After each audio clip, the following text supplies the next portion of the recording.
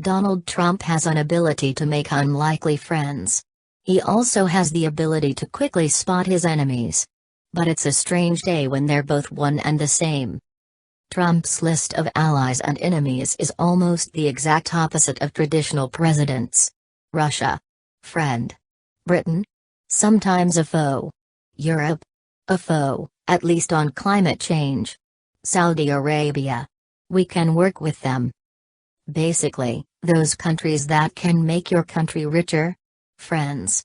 Those that hoist obligations on you without payment? Foes. And the worst foe of all? China. So it's really surprising that the US and China are now working together. And in the unlikeliest of places, the South China Sea. The very same place where a future world war is likely to start. But it won't be today. Because right now, US and Chinese soldiers are operating side by side. A Chinese warship joined forces with the US and its allies to search for a missing sailor in the South China Sea, according to China's defense ministry. The People's Liberation Army Navy-guided missile frigate Liaozu is cooperating with the US in the spirit of humanitarianism, the Ministry of National Defense said in a statement Thursday.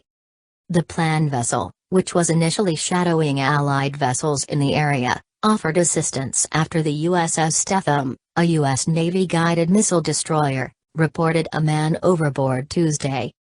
After multiple searches, the sailor has not yet been found. Think about this a moment: a Chinese spy ship, one that's following your battleship around just to watch what you're doing, sees that you have a man overboard, and then offers to help.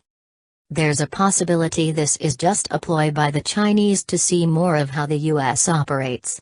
But that's a little cynical. Another possibility, and I favor this one, is that the Chinese, just like the Americans, really don't want to go to war. And sometimes the smallest kindnesses can help prevent just that. Although, if you really wanted to prevent a war in the South China Sea, I'd first suggest this: stop building artificial islands with missiles on them. Because if you're still doing that, it won't matter how many lost sailors you find.